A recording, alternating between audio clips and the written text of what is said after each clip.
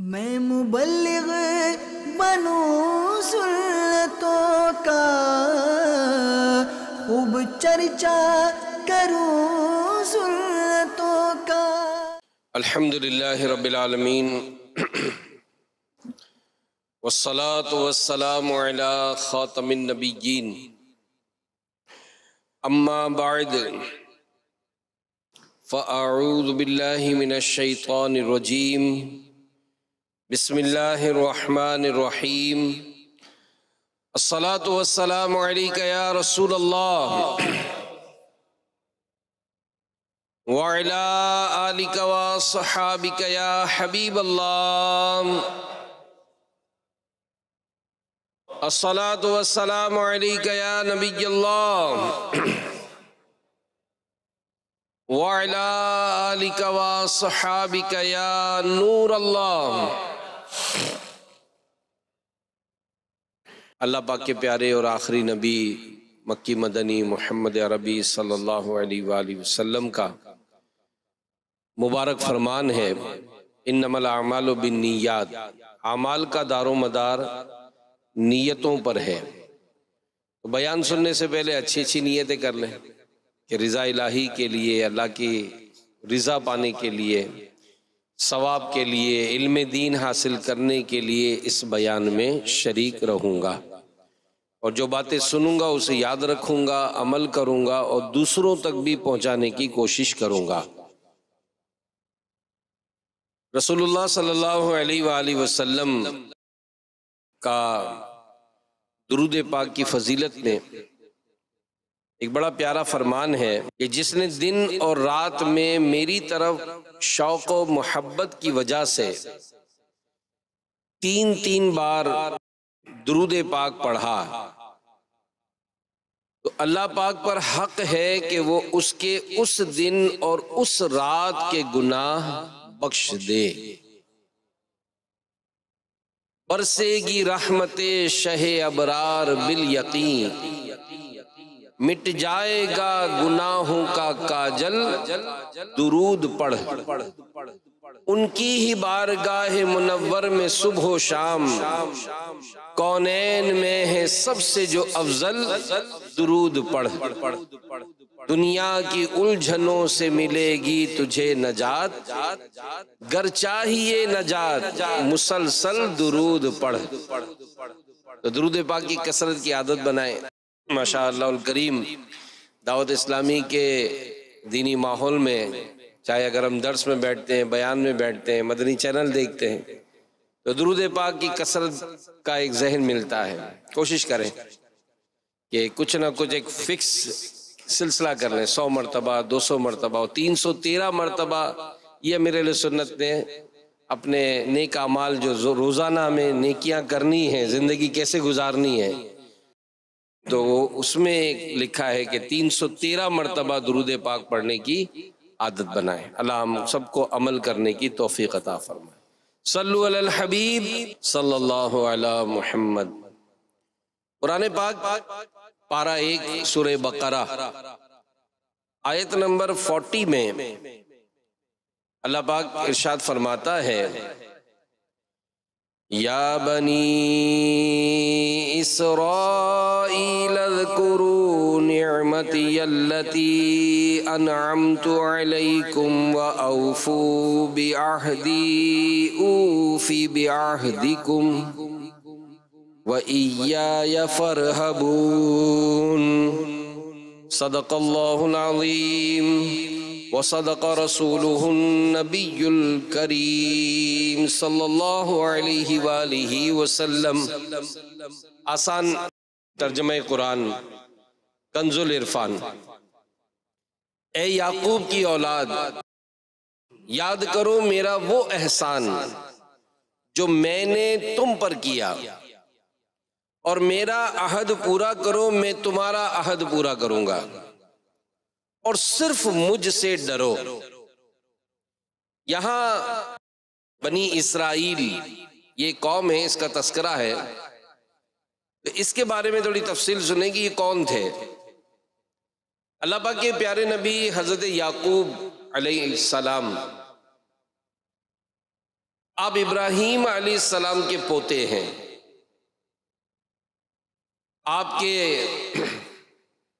12 बेटे थे, एक हजरत यूसुफ अलैहिस्सलाम और 11 उनके भाई, यूं ये 12 भाई थे। हजरत याकूब अलैहिस्सलाम का एक लक़ब इसराइल भी है, इसलिए आपकी औलाद यानी आपके इन 12 बेटों को, फिर उनके आगे इन 12 की जो औलाद चली, इन सब को बनी इसराइल कहते हैं। बनी इसराइल ये अपने ज़माने की बहुत फजीलत वाली कौम है। हज़रत याकूब अलैहिस्सलाम के बेटे यानी हज़रत याकूब अलैहिस्सलाम के बाद हज़रत ईसा अलैहिस्सलाम तक कमोबेश सारे नबी, जितने भी अल्लाह पाक ने नबी नाज़िल फरमाए, वो बनी इसराइल से तशरीफ़ लाए। 4 बड़ी आसमानी किताबें हैं, तौरात शरीफ, ज़बूर, इंजील और कुरान पाक। इनमें से 3 तौरात, ज़बूर और इंजील ये बनी इसराइल ही में नाजिल हुई। प्यारे नबी सल्लल्लाहु अलैहि वसल्लम के ज़ाहिरी ज़िंदगी मुबारक में भी बनी इसराइल मौजूद थे और मदीने पाक में रहते थे, और उलमा फरमाते कि अब भी कहीं कहीं मौजूद हैं। तो ये सूरह बकरा जो पहले पारे से शुरू होती है, 40 नंबर हमने आयत सुनी, और 141 तक कमोबेश 102 आयात ये बनी इसराइल से ही खिताब है। अब क्या हुआ, इन्हें ईमान कबूल करने की दावत दी गई।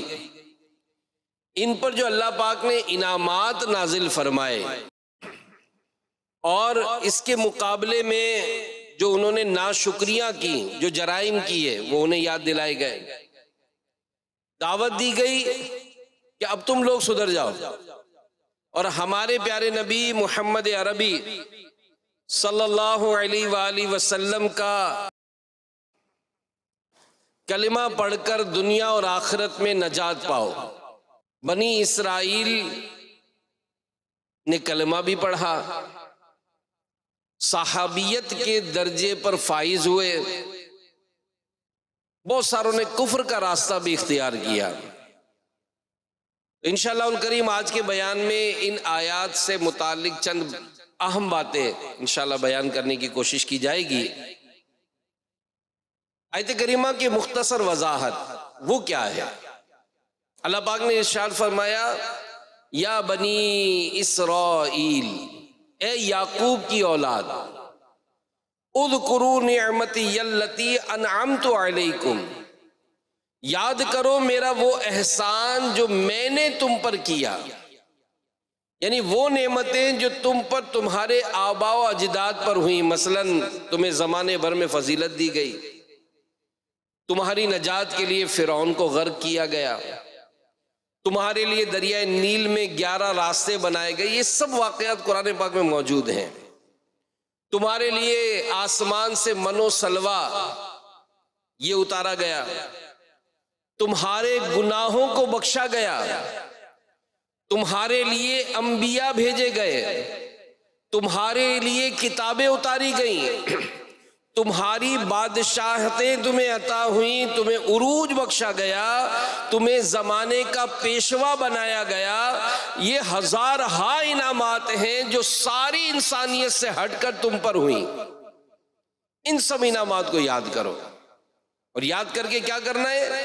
वह औफू बि आहदी ऊफी बि आहदिकुम, मेरा अहद पूरा करो, मैं तुम्हारा अहद पूरा करूंगा। यानी जो वादा तुमसे लिया गया वो तुम पूरा कर दो। इसके सिले में वो वादा जो हमने किया वो हम पूरा करेंगे। इस वादे से क्या मुराद है? फरमाते हैं कि इसमें 2 मुफस्सिरीन के कौल हैं। एक तो ये कि बनी इसराइल से वादा लिया गया कि जब मोहम्मद सल्लल्लाहु अलैहि वसल्लम तशरीफ़ ले आए तो उनका कलमा पढ़ो। लिहाजा फरमाया गया कि हमारे महबूब तशरीफ़ ले आए हैं, अब महबूब का कलमा पढ़ लो, हम दुनिया और आखिरत में तुम्हारी शान और बुलंद करेंगे। और बाद रिवायत में कि इसका माना ये कि तुम अल्लाह पाक की फरमा बरदारी करो, अल्लाह पाक तुम्हें जन्नत अता फरमाएगा। व इय्या फरहबून, और सिर्फ मुझसे डरो। यानी तुमको जो अपनी आमदनी बंद होने का डर है उसको दिल से निकाल दो, सिर्फ हमसे खौफ करो। अगर तुम हम पर ईमान लाए तो देखना कि तुम्हारी इज्जत, आबरू, मालो दौलत वगैरह इस सब में तरक्की होगी। ये इन आयात मुबारका का मुख्तसर खुलासा मैंने आपको पेश किया। अब चूंकि कुरान पाक ये रहनुमाई करती है, हमें लेसन देती है, और ज़ाहिर है जो कुरान पढ़ते हैं समझते हैं और फिर ये सीखना समझना ये सब भी हमारे लिए ज़रूरी है कि हम देखें कि कौन सी तफसीर पढ़ रहे हैं, कौन सा तर्जमा पढ़ रहे हैं। ठीक है ना। जिस तरह हर दूध वाले की दुकान से दूध नहीं लेते, हमारा दूध वाला भी फिक्स होता है नहीं यार इसका दूध अच्छा है। हर दर्जी से कपड़े नहीं सिलवाते, हमारा दर्जी भी फिक्स होता है कि भाई इस दर्जी से सिलवाएंगे। हर एक से बाल भी नहीं कटवाते। अगर एक दुकान में 10 बाल काटने वाले भी हो फिर भी हमारा वो 10 में से भी एक मखसूस होता है नहीं यार इससे कटवाएंगे। तो पता चला हमारा स्टैंडर्ड है ना, हमारा स्टैंडर्ड है कि हम हर काम मयार के मुताबिक करते हैं। तो दीन सीखने में जो क्लिप भेजेगा देख लेंगे, जो सुनाएगा सुन लेंगे, नहीं नहीं, मयार, क्वालिटी, कि भाई आप बात किसकी सुननी है। अल्हम्दुलिल्लाह उलमा अहले सुन्नत मौजूद हैं, और अब तो मदनी चैनल है माशाल्लाह। मुफ्तियान इकराम, उलमा इकराम, खुद अमीर अहले सुन्नत हमारी तरबियत फरमाते हैं। आपके पास मकतबतुल मदीना है जिसने आपको ये किताबें दे दी हैं। तर्जुमा कुरान पढ़ना है पढ़ें, तफसीर पढ़नी है पढ़ें, मुख्तलिफ लैंग्वेजेस में पढ़नी है पढ़ें, आपको हर चीज़ मौजूद है। तो अब समझना क्या है, वो क्या है। पहला सबक ये है कि जब किसी को समझाना हो, किसी को नेकी की दावत देनी हो, तो उसके लिए अल्फाज ये खूबसूरत इस्तेमाल किए जाए। अब देखिए इन गैर मुस्लिमों को ए बनी इसराइल कहकर मुखातब किया गया। उलमा फरमाते हैं कि हजरत याकूब अलैहिस्सलाम के वालिद हजरत इसहाक अलैहिस्सलाम जो नबी थे, एक मरतबा आप तन्हाई में तशरीफ ले गए और कमरे के दरवाजे पर अपने बेटे हजरत याकूब अलैहिस्सलाम को खड़ा कर दिया। फरमाया कि किसी को मेरे पास आने नहीं देना। हजरत याकूब अलैहिस्सलाम दरवाजे पर ठहर गए, वालिद साहब का हुक्म था। इतने में एक फरिश्ता ये इंसानी शक्ल में हाजिर हुआ। अब याकूब अलैहिस्सलाम पहचान ना सके कि ये फरिश्ता है, चुनाचे आपने उसे अंदर जाने से रोक दिया। फरिश्ते ने जरा इसरार किया, याकूब अलैहिस्सलाम ने मजीद रोका कि नहीं, अबू ने मना किया। इसमें इन दोनों हजरात की आवाज बुलंद हो गई। इसहाक अलैहिस्सलाम खुद बाहर तशरीफ लाए और फरमाया बेटा ये फरिश्ता है, इसे अंदर आने दो। फरिश्ता अंदर चला गया। उस वक्त फरिश्ते ने कहा कि बहुत फरमा बरदार शहजादे हैं और आपको इसराइल का लक़ब दिया, और इसराइल का मतलब होता है अल्लाह पाक का फरमा बरदार बंदा।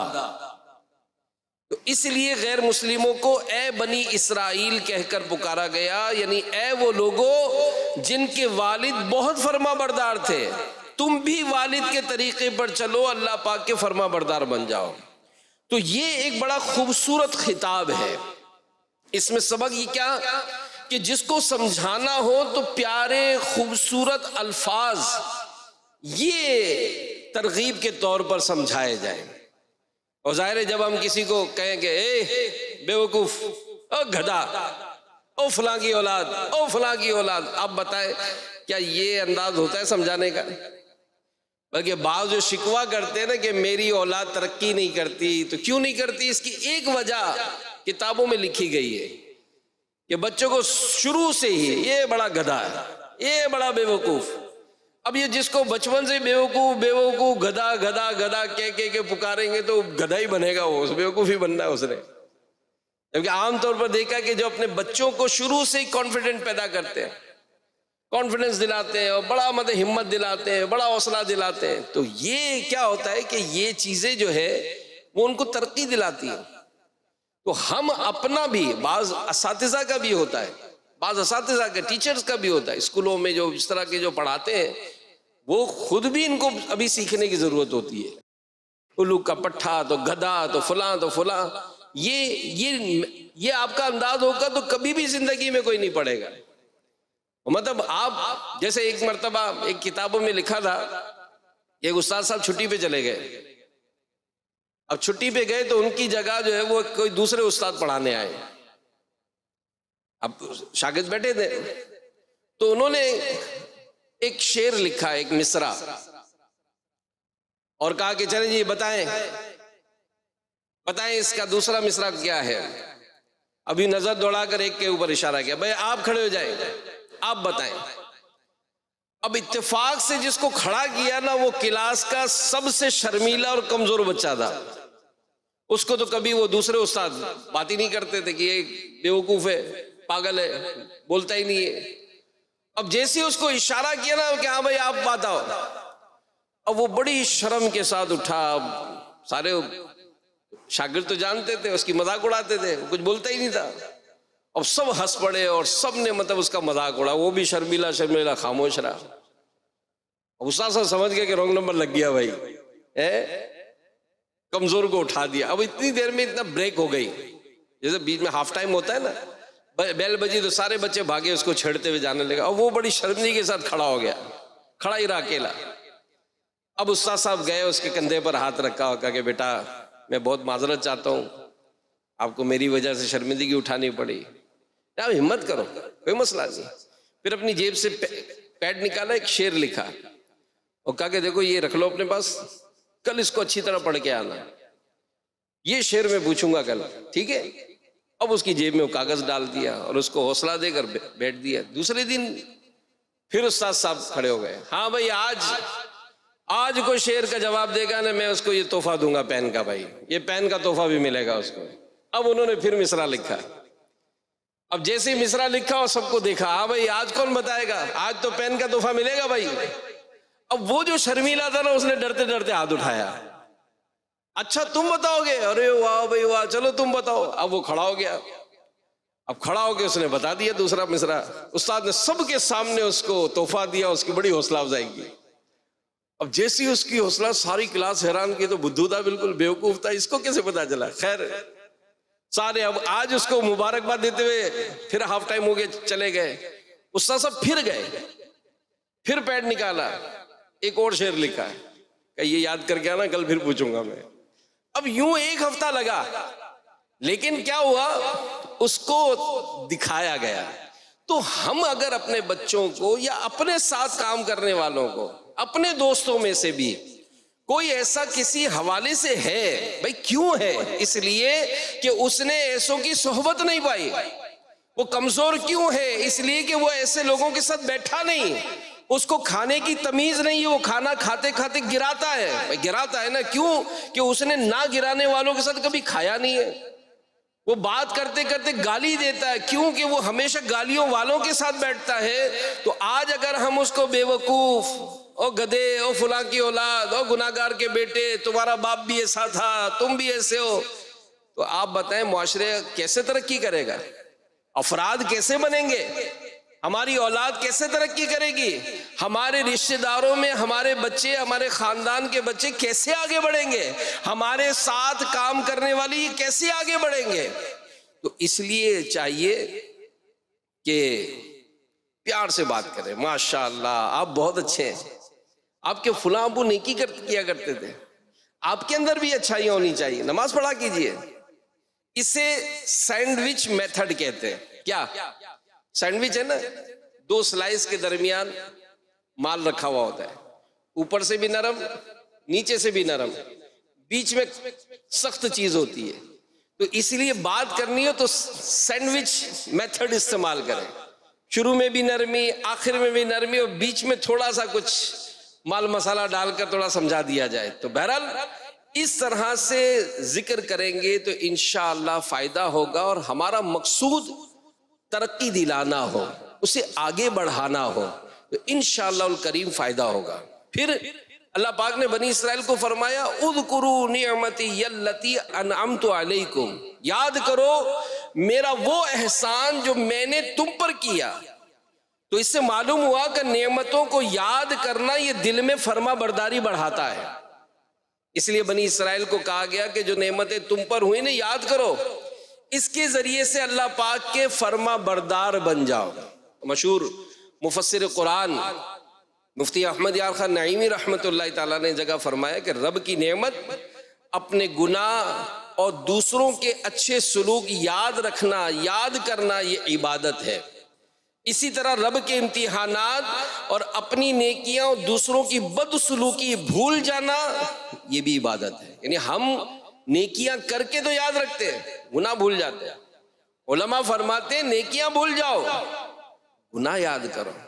किसी के साथ अच्छा सलूक किया, ये तो याद रहा, हमको हमेशा याद रहता। भूल गया फला काम किया था, उसको जो डांटा था, उसको जो झाड़ा था, उसको जो जलील किया था, ये हम भूल जाते हैं। तो ये हमारे यहाँ उल्टा रवाज है। रब की नेमत को याद रखना और इम्तिहानात को भूल जाना, ये इबादत है। लोग इम्तिहानात को, आजमाइशों को याद रखते हैं। जैसे कि एक शख्स को देखा कि सर पर पट्टी बांधे घूम रहा है, तो मशहूर वलिया राबिया बसरिया रहमतुल्लाहि अलैहा, उन्होंने जब देखा कि एक शख्स पट्टी बांध कर घूम रहा है तो पूछा भाई क्या हुआ? कहा बस साल में एक रात ऐसी आती है कि मेरे सर में बड़ा दर्द रहता है, बहुत दर्द होता है, बस बहुत परेशान हो जाता हूं।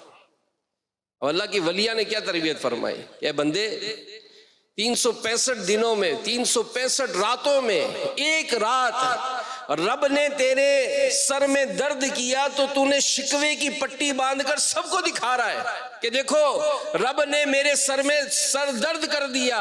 364 रातें जो तूने शुक्र में, सुकून में गुजारी, क्या शुक्र की पट्टी बांधी है कभी? तो हम कारोबार कर रहे हैं, कई कई साल से कमा रहे, कमा कमा कर हमने अपने घर, बिल्डिंगें, बंगले बना लिए, बैंक बैलेंस बढ़ा लिया, गाड़ियां ले ली, और एक महीना अगर कारोबार में थोड़ी सी कमी हो गई तो सबको पता है, सबको पता है। फसलें कई साल तक हमेशा से अच्छी, साल में 2-2, 3-3 फसलें कर रहे, और इस साल अगर बारिश नहीं हुई, फसल नहीं हुई, फसल में नुकसान हो गया तो हमारा अंदाज। तो हमें दर्द याद रहता है, सुकून भूल जाते हैं, आजमाइश याद रहती है, नेमत भूल जाती है। और ये उल्टी बात है। नेकी ये है कि हम नेमत को याद रखें, आजमाइश को भूल जाया करें। आज जिससे मिले आपको शिकवे शिकायत की जो है ना पूरी दास्तान सुनाएगा, पूरी दास्तान सुनाएगा। किसी औरत ने लिखा, मैं खुश हूं कि मेरा शौहर तमाम रात जोरदार खर्राटे लेता है। समझिएगा बात को। औरत क्या लिख रही है? मैं खुश हूं कि मेरा शौहर पूरी रात जोरदार खर्राटे लेता है क्योंकि वो जिंदा है और मेरे पास है। क्या लिख रही है? मैं खुश हूं मेरा शौहर रोजाना रात को जोरदार खर्राटे लेता है। अब के बड़े हैरत से देखें, किसी बेवकूफ औरत है, कैसी बेवकूफ औरत है कि वो जोरदार खर्राटे ले रहा है और ये कह रही मैं खुश हूं। क्यों खुश है? इसलिए कि वो जिंदा है और मेरे पास है। अब आप बताएं, इसके बरक्स वो औरत जिसका शौहर ही नहीं है, दुनिया से चला गया, तो है ही नहीं ना, अब खर्राटे कौन लेगा?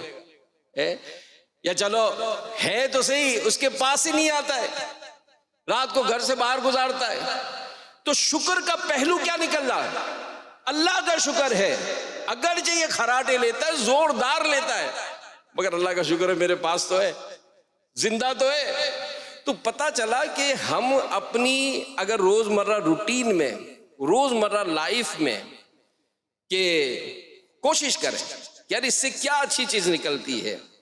मैं खुश हूं, औरत फिर लिखती है, मैं खुश हूं कि हर महीने बिजली, गैस, पानी, पेट्रोल वगैरह का अच्छा खासा टैक्स अदा करना पड़ता है।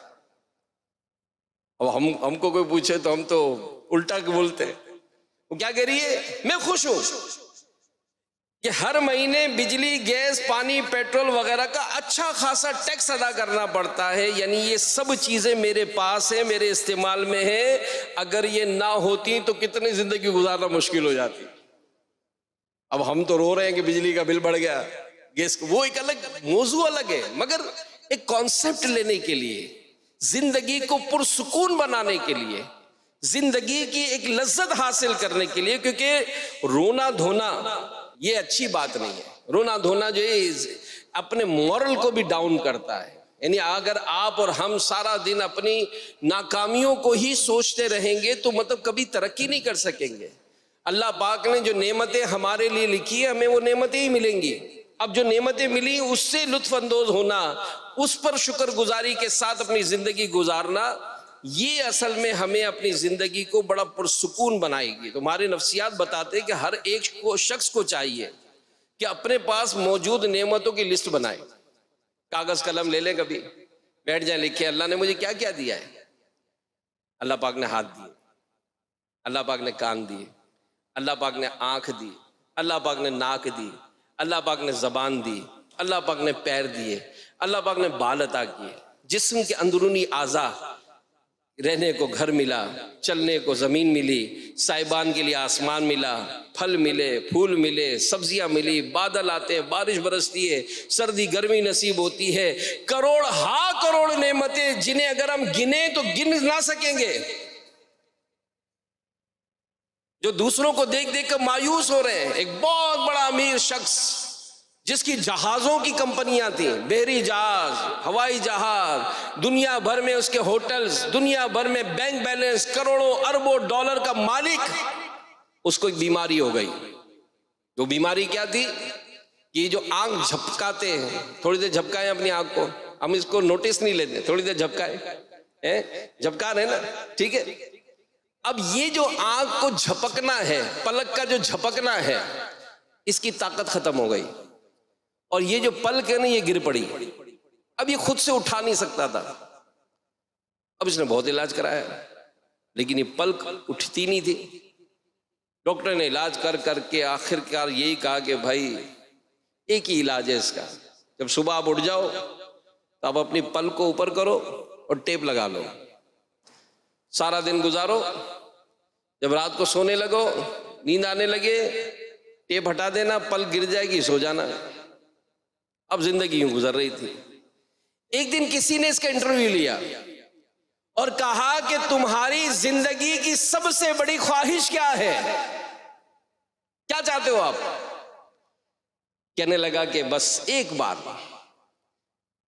मैं अपने तौर पर अपनी पलक उठा लूं, ये मैं चाहता हूं। इसके बदले क्या दोगे? कि मैं अपनी सारी दौलत दे दूंगा। अब आप सोचें, कभी गौर करें, सोचा हमने कभी? हमको तो नोटिस ही नहीं कि ये भी कोई नेमत है। ये बीमारियां जब होती हैं तो इंसान को सोचे तो सही ना, और दूसरों की नेमतों को देख देख के कुड़ रहे। अरे वो अरबपति है मगर उसके पास औलाद नहीं है। पूछे उनसे जिनके घर में घर तो है, फर्नीचर है, सब कुछ है, मगर बच्चों की चूंचा नहीं है। तड़पते बच्चे मिल जाएं। और हम क्या गौर करते? पूछे जिनकी आंखें नहीं है कि इन आंखों का ना होने का कितना उनको कल्क है। काश आंखें होती, मक्का मदीना देख लेता मैं। हाथ नहीं है, पूछे जरा एक दिन अपना हाथ बांध ले, जरा एक ही हाथ बांध ले यार। बल्कि पिछले दिनों तो मदनी चैनल पर किसी का इंटरव्यू था, बेचारे की वो मशीन में हाथ आया तो उंगलियां कट गई। खैर गफलत के सबब हो गया, वो उंगलियां कट गई उसकी, लेकिन वो कहता है कि ये उंगलियां क्या है, ये अब मुझे पता चलता है उंगली क्या है। तो हम मेरे प्यारे प्यारे इस्लामी भाइयों, ये गौर करें, अपनी जिंदगी को पुरसुकून बनाने के लिए जरा सा हम सोचें, गौर करें कि ये जो हम अपने जो हिसाब किताब बनाते हैं रोने धोने वाले, इनसे निकलें और देखें रब की नेमतें, क्या क्या रब ने नेमतें दी, उन नेमतों का शुक्र अदा करें। तो जब ये शुक्र अदा करते रहेंगे तो अल्लाह पाक की मोहब्बत दिल में बढ़ेगी, दुनिया और आखिरत में कामयाबी नसीब होगी। अल्लाह पाक हमें अमल करने की तौफीक अता फरमाए। फिर एक अगली बात, आयत नंबर 40, अहम तरीन सबक जो हमें मिला, वो क्या? व औफू बि आहदी ऊफी बि आहदिकुम, और मेरा आहद पूरा करो, मैं तुम्हारा आहद पूरा करूंगा। यानी ए बनी इसराइल, तुम मेरी फरमा बरदारी करो, मैं तुमसे राजी हो जाऊंगा, तुम्हें जन्नत में दाखिल करूंगा। हमें नमाज का हुक्म दिया गया, हमें रोजे रखने का हुक्म दिया गया, हज ज़कात का हुक्म दिया गया, इबादत का रियाजत का हुक्म दिया गया, प्यारे नबी सल्लल्लाहु अलैहि वसल्लम की सुन्नतें अपनाने का हुक्म दिया गया, माँ बाप के साथ नेक सलूक करने, पड़ोसियों के साथ अच्छा सलूक करने का हुक्म दिया गया, रिश्तेदारों से अच्छाई वगैरह सैकड़ों नेकियों का हुक्म दिया गया, बुराइयों से बचने का हुक्म दिया गया कि गाली नहीं बकना, झूठ नहीं बोलना, हराम रोजी नहीं कमाना, जुल्म नहीं करना, इस तरह से गुनाहों से बचने का हुक्म दिया गया। तो ये सब अल्लाह पाक के आहद है, ये निभाइए, इंशाअल्लाह दुनिया में रिस्क, बरकत, सुकून, इत्मीनान, कामयाबी, उरूज और आखिरत में जन्नत में दाखिला नसीब होगा। दुनिया में कामयाबी चाहिए ना, जैसे माशाअल्लाह दावत इस्लामी के जो दीनी माहौल से वाबस्ता होते हैं उन्हें ही नेमतें मिलती हैं। वो खुद कंपेयर करते हैं कि यार मैं अगरचे बहुत कमाता था, बस जिंदगी में सुकून नहीं था, ये दावत इस्लामी वालों के साथ एतकाफ क्या किया, मैंने मदनी चैनल देखना क्या शुरू किया, मैं इनके साथ मदनी काफलों में क्या सफर करना शुरू किया, मैंने हफ्तावार इज्तिमा में क्या जाना शुरू किया, मेरी तो जिंदगी बदल गई, जिंदगी की लज्जत ही मिल गई, घर में सुकून हो गया, अमन हो गया, प्यार हो गया, क्योंकि वो रब ताला की फरमा बरदारी की तरफ आया और गुनाहों से दूर भागना शुरू कर दिया। तो ये जहन जब बनेगा, अल्लाह की फरमा बरदारी। कहते हैं कि एक शख्स बड़ा गरीब था नेक, नमाज इशा से फारिग होकर घर आया, देखा कि बच्चे सो चुके थे, उसने आकर क्या पूछा कि बच्चों ने इशा पढ़ ली? तो बीवी ने कहा कि नहीं, बच्चों ने इशा नहीं पढ़ी, घर में खाना नहीं था, बच्चे भूख से रो रहे थे, तो इसी तरह रोते रोते सो गए। नेक शख्स ने कहा भाई इनको जगाओ, इशा पढ़वाओ। तो बीवी ने बड़ी रिक्वेस्ट की कि बच्चे भूखे हैं, घर में खाने को कुछ नहीं, ये उठ जाएंगे तो फिर खाना मांगेंगे, भूख से रोएंगे, इन्हें सोने दो। अब शौहर ने जज्बा ईमानी से कहा कि मेरा काम इन्हें रोटी देना नहीं, नमाज पढ़वाना है, मैं अपना काम करूंगा, रिस्क का जिम्मा अल्लाह ने लिया है। ये कहकर उस नेक बच्चे ने बच्चों को उठाया और वुजू कराकर मुसल्ले पे खड़ा कर दिया। अभी बच्चे नमाज ही पढ़ रहे थे कि दरवाजे पर दस्तक हुई, बाहर एक शख्स बड़े से थाल में कई किस्म के खाने लेकर खड़ा था, उसने ये थाल उस नेक शख्स को थमाया और चला गया।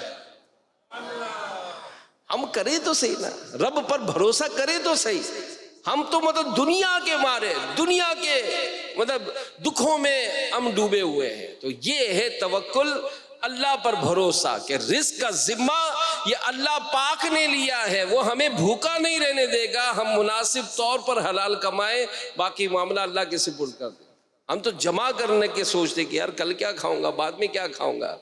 अमीर हुसैन फरमाते कि 3 जी रूह, 3 जानदार ऐसे जो कल के लिए या बाद के लिए जमा करते हैं। कौन? इंसान। कौन? चूहा। कौन? चूंटी। ये 3 जानदार ऐसे जो बाद के लिए जमा करते हैं, बाकी कोई जमा नहीं करते। परिंदे घोंसले से उड़ते हैं, हम घर से निकलते हैं, बेहतरीन नाश्ता करते हैं, पराठे अंडे खा के, और दोपहर का टिफिन लेकर निकलते हैं कि दोपहर में क्या खाऊंगा। रात को फरमाइश करके भी जाते हैं, भाई बिरयानी पका के रखना है। यही होता है। क्या किसी परिंदे को देखा है कि वो घोंसले से उड़ रहा हो तो साथ में पोटली भी बांधी हुई हो कि दिन में क्या खाऊंगा? या किसी कुत्ते को देखा हो कि टिफिन लटका कर बाहर निकला हो कि क्या खाऊंगा भाई? नहीं, ये सब अल्लाह की मखलूक है। 200-300 मीटर बोरिंग करते हम, जब वहां से मिट्टी निकालते 300 फीट नीचे जाकर भी एक कीड़ा निकलता है, उसको भी रिस्क मिलता है ना। शार्क मछली, जिसके बारे में कहते हैं कि रोजाना 3500 किलो गोश्त खाती है। 3500, हजारों हैं ये शार्क। करोड़ किलो गोश्त रब ताला ने खिलाता है। हमें तो 2 रोटियां चाहिए भाई, हम काहे का टेंशन। और फिर इसके लिए माज़अल्लाह हराम कमाए कि जब तक मैं झूठ नहीं बोलूंगा, जब तक रिश्वत नहीं लूंगा, जब तक कोई डकैती नहीं करूंगा, जब तक मैं चोरी नहीं करूंगा, जब तक मैं मिलावट नहीं करूंगा, मेरा माल बढ़ेगा नहीं। ला हौला वला कुव्वता इल्ला बिल्लाह। नहीं, अल्लाह पर भरोसा करें। वो रब है जिसने हमें पैदा किया है, हमारे बच्चों को दुनिया में भेजा है। हमारी कोई ताकत नहीं कि हम इन्हें खिलाएंगे। हाँ, जो हमारे नसीब में है उस पर शुक्रगुजारी करके जिंदगी गुजारें। कई ऐसे होते, क्योंकि खुशी जो है ना, खुशी इसका ताल्लुक ख्यालात से होता है। जैसे ख्याल हो, जैसे बाज गरीब हैं लेकिन गुर्बत में भी बड़े खुश हैं, बड़े खुश होंगे वो, बड़े मजे के। आप देखिए फुटपाथ पे सोए हुए होंगे, धूप में सो रहे होंगे। और बाद अमीर हैं, करोड़ अरबों रुपए हैं लेकिन खुश नहीं है। अरे भाई तेरे पास तो घर है, बंगला है, एसी चल रहे हैं, गाड़ियां हैं, नौकर चाकर है, सब है, लेकिन ये खुश नहीं है, वो गरीब खुश है। तो अपने आप को खुश रखना शुरू करें। और हम जानते हैं कि नेकी इसमें सुकून है, बरकत है, रहमत है, रब की रिजा है। तो हमको चाहिए कि हम नेकियों की तरफ बढ़ें। हम मादल्ला दुनिया की तरफ बढ़ने में बाद वक़्त गुनाहों की तरफ बढ़ जाते, उसको अहमियत देते। आखिरत को पेश नजर रखें कि हम अनकरीब मरने वाले हैं। इस मरने के बाद कब्र में हमारी एक अलग जिंदगी शुरू होगी, फिर क़यामत के दिन उठाया जाएगा जिस दिन फैसला होगा, और फिर हिसाब किताब होगा, फिर जन्नत जहन्नम का फैसला होगा।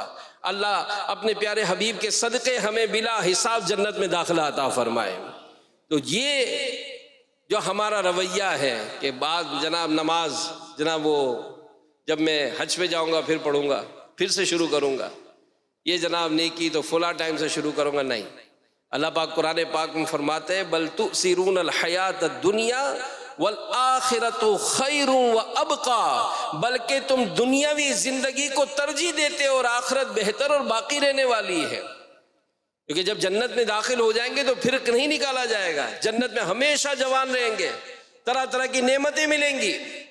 तो मेरे प्यारे प्यारे इस्लामी भाइयों, हमें अल्लाह पाक की रिजा पर राजी रहते हुए गुनाहों से तौबा करके नेकियों भरी जिंदगी गुजारनी है। एक बुजुर्ग थे, उनसे पूछा गया कि आपका तौबा करने और अल्लाह पाक की इबादत की तरफ आने का जहन कैसे बना?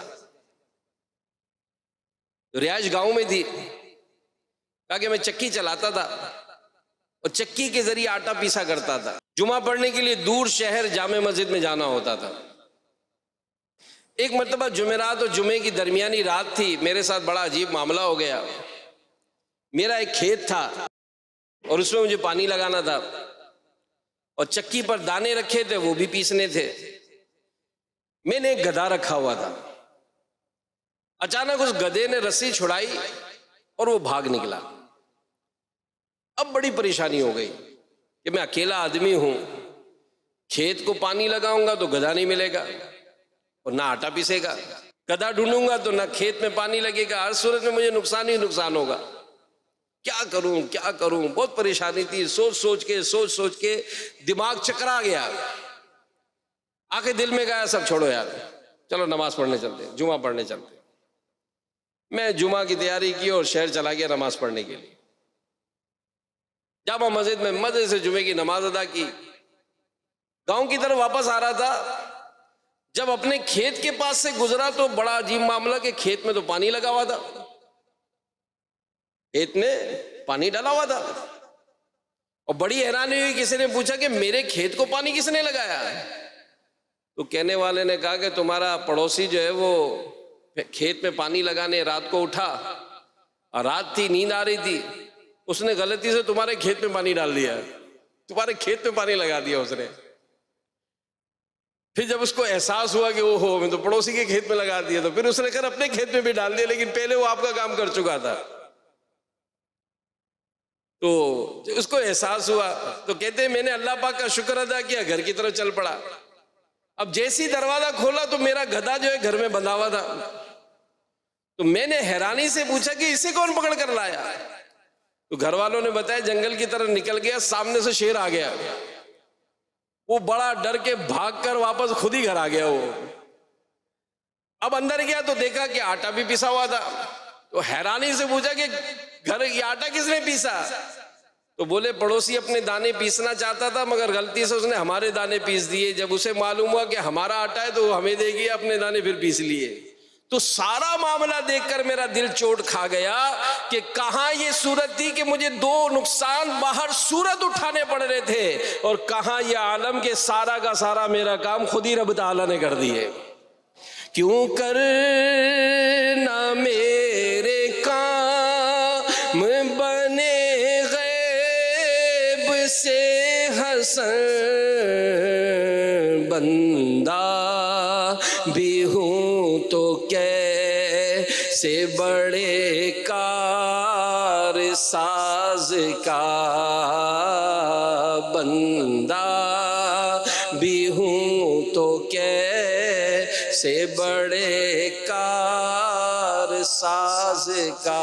यानी ए हसन मेरे काम गैब से क्यों ना बनेंगे, क्यों मेरी मुश्किलें हल ना होंगी। देखो मैं बंदा किस बड़े कारसाज यानी अल्लाह रब्बुल आलमीन का हूं।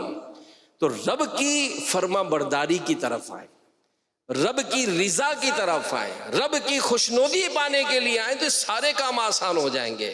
हम दुनिया के मारे दुनिया के लोगों को, दुनिया के सेठों को खुश करने आते हैं तो हमारे काम उसकी सेठ की मर्जी है, उसकी नज़र हो गई, दिल में आया तो हो गया, दिल में नहीं आया तो नहीं होगा। नहीं, रब की रिज़ा की तरफ आएंगे, हलाल रोज़ी की तरफ आएंगे, फर्मा बरदारी की तरफ आएंगे तो इसकी बरकतें मिलेंगी। और ऐसे कई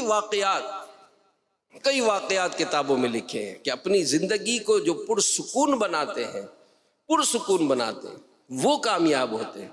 एक बुजुर्ग रहमतुल्लाह ताला अलैह के हवाले से किताबों में लिखा, गालिबन नेकी की दावत में अमीर अहले सुन्नत ने या फैज़ान नमाज में लिखा है कि वो तबलीग दीन के लिए घर से रवाना हुए। अब देखिए, जो खुद नेकी की तरफ चलता है ना तो घर वालों का भी जहन बनता है, बच्चों का भी बनता है। वरना तो आप देखें सगी औलाद अपने वालिदैन से मुतमईन नहीं होती, सगी औलाद शिकवे शिकायत करती है और तरह तरह की बातें सुनाती है माँ बाप को। नहीं करना चाहिए उनको भी। तो खैर, वो नेक शख्स जिनके घर वालों का भी जहन बना हुआ था, घर से रवाना होने लगे तो अपने घर वालों को पूछने लगे कि मैं तो घर से जा रहा हूं, तुम्हें खाने पीने के लिए कितना दे जाऊं? तो उन्होंने कहा कि जितनी आप मुझे जिंदगी दे सकते हैं इतना खाने पीने को दे जाएं। तो फरमाने लगे कि जिंदगी मेरे हाथ में थोड़ी है। तो कहा फिर खाना पीना भी आपके हाथ में नहीं है, जिस रब ने जिंदगी अता करनी है वही रिस्क भी अता फरमाएगा। बड़े खुश हो गए, बड़े खुश हुए, खुशी खुशी तबलीग दीन के लिए रवाना हो गए। जब कुछ दिन गुजरे तो पड़ोसन आई और उसकी बीवी से पूछने लगी कि तुम्हारे शौहर तो चले गए, तुम्हें खाने के लिए क्या देकर गए हैं? वो नेक औरत कहने लगी, घर से खाने वाला गया है। घर से खाने वाला गया है, खिलाने वाला रब्बुल आलमीन मौजूद है। तो हम गौर करें और सोचें कि हम दुनिया के झंझटों में, दुनिया के झगड़ों में हम पड़े हैं और उसको सुधारने की कोशिश करते जो हमारे इख्तियार ही में नहीं है। रब की रिजा की तरफ आए, नेकियों की तरफ आए, तकवा और परहेजगारी की तरफ आए, इबादत की तरफ आए, रूहानियत की तरफ आएंगे तो इंशाअल्लाह करीम इसकी खूब बरकतें हासिल होंगी। तो बहरहाल मेरे प्यारे प्यारे इस्लामी भाइयों, मदनी चैनल के नाजरीन, कुरान पाक की ये जो आयात हमने सुनी, ये आयत मुबारक जो हमने सुनी, या बनी इसराईल अज़कुरू निअमती यल्लती अनअमतु अलैकुम व औफू बिअहदी ऊफी बिअहदिकुम व इय्याया फरहबून, कि ए याकूब की औलाद, याद करो मेरा वो एहसान जो मैंने तुम पर किया और मेरा अहद पूरा करो, मैं तुम्हारा अहद पूरा करूँगा और सिर्फ मुझसे डरो। इसमें हमने 3 लेसन लिए। पहला कि जब भी किसी को समझाना हो, नेकी की दावत देनी हो, अच्छे प्यारे तरगीब वाले अंदाज, नेकी पर उभारने वाले अल्फाज, इसका इंतखाब कीजिए। समझाना फ़ायदा देगा। सख्त लेजा होगा, करख्त लफ्ज़ होंगे, डांट डपट वाला रवैया होगा तो सामने वाला सुधरे ना सुधरे ज़िद्दी हो जाएगा, बुद्धू गधा, ये हमने इसकी तफसील सुनी, ये ना कहें। दूसरा सबक कि अल्लाह पाक ने हमें जो नेमतें याद अता फरमाई हैं उन्हें याद करें। हर वक्त उसकी लिस्ट बनाएं सामने, जैसे हमने सीखा कि लिस्ट बनाएं, तो अपने को खुद अपने बॉडी में ही हमको ऐसी लिस्टें मिल जाएंगी जो दूसरों के पास नहीं है। और शायद वो लाखों करोड़ों रुपए खर्च करने के लिए तैयार है, लेकिन आज अल्हम्दुलिल्लाह अल्लाह पाक ने वो नेमतें हमें बिला किसी एवज के अता फरमाई हैं, तो हमें शुक्रगुजारी मिलेगी। तीसरी, अल्लाह का अहद निभाइए, नेक काम कीजिए, अल्लाह व रसूल की फर्मा बरदारी अपनाएं। अल्लाह पाक हमारी दुनिया और आखिरत बरकत वाली फरमाएगा, हमें दुनिया में भी सुकून राहत अता फरमाएगा। इंशाअल्लाह ईमान पर मौत नसीब होगी और बिल आखिर जिस कब्र में जाना है, जी हाँ, हम इस दुनिया को ही सब कुछ समझ रहे, ये नहीं है। हम दुनिया से जाने के बाद कब्र में जाएंगे और कब्र में आमाल लेकर जाएंगे। नेक आमाल होंगे तो वही कब्र की मिट्टी वाली जो गड़ा है वो जन्नत का बाग बनेगी।